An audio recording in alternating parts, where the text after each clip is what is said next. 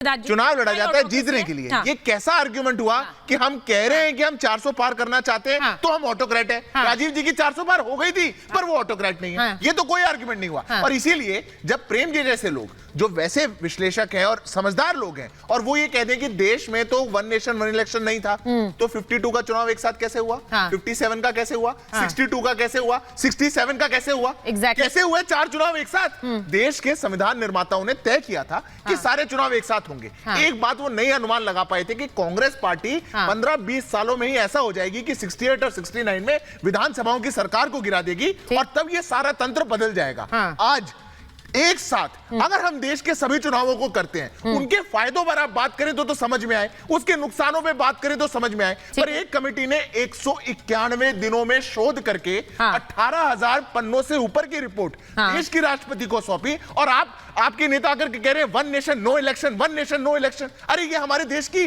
Democracy की maturity है क्या?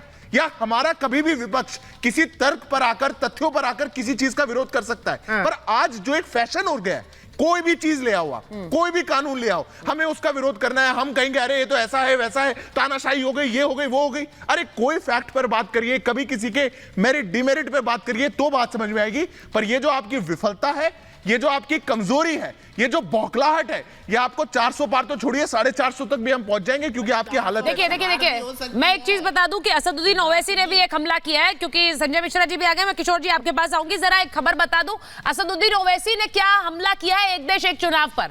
उन्होंने विरोध करते हुए किया है। उन्होंने कहा है कि एक देश एक चुनाव से संघवाद को खतरा है, संघवाद खत्म हो जाएगा, देश में एक पार्टी का शासन हो जाएगा, सरकारों के अंदर 5 साल के लिए जनता का डर ही खत्म हो जाएगा। वो कह रहे हैं एक पार्टी रूल के लिए ला रही है वन नेशन वन इलेक्शन। अब मुझे जरा ये बताइए संजय मिश्रा जी, एक पार्टी रूल के लिए ला रही है, विधानसभा के चुनाव भी होंगे, लोकसभा के भी चुनाव होंगे, साथ में वोटिंग होगी, इसका मतलब ये तो नहीं है कि एक पार्टी का रूल है। कैसे हो गया ये? सुचेता जी देखिए, इसमें बहुत बड़ा एक षड्यंत्र का बू आता है। अच्छा।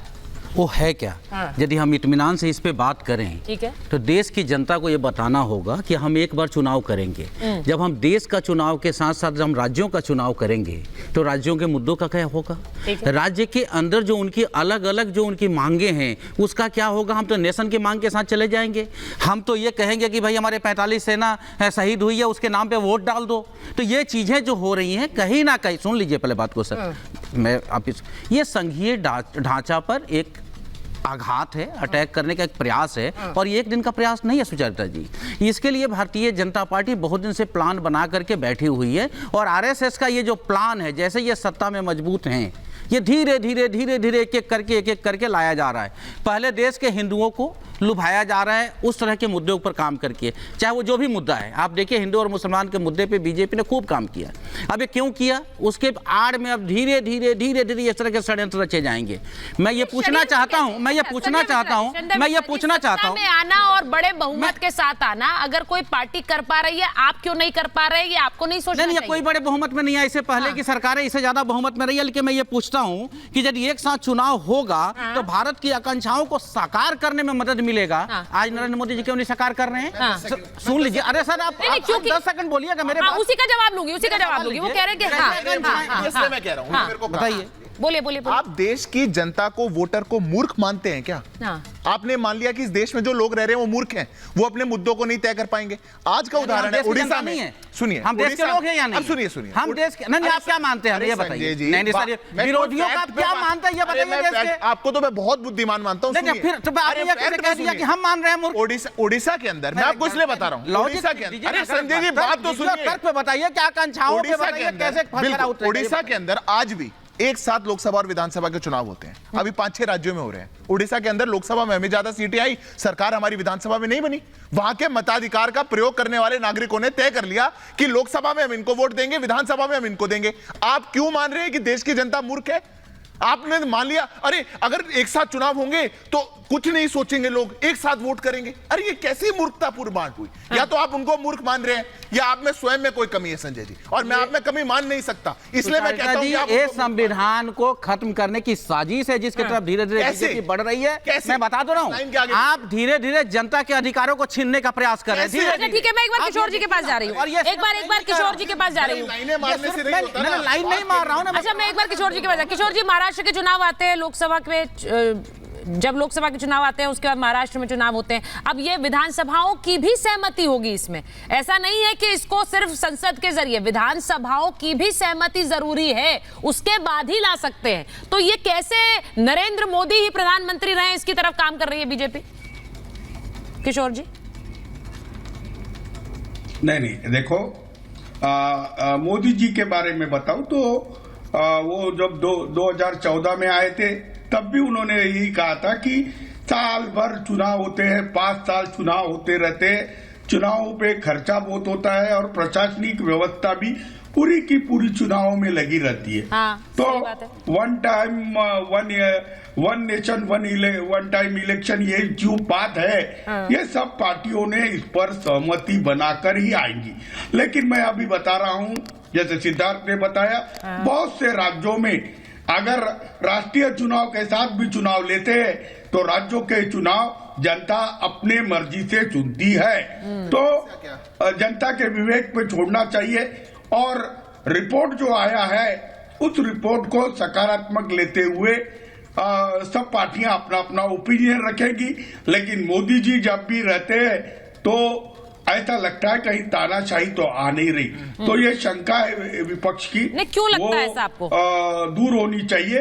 और मुझे तो लगता है नहीं किशोर जी, लगना और उसे सिद्ध करने में फर्क है। अगर 2 बार से सरकारें आ रही हैं, बीजेपी की सरकार बन रही है, लोग वोट दे रहे हैं, उसे आप तानाशाही कहेंगे या कुछ और कहेंगे? चंडीगढ़ में हुआ था।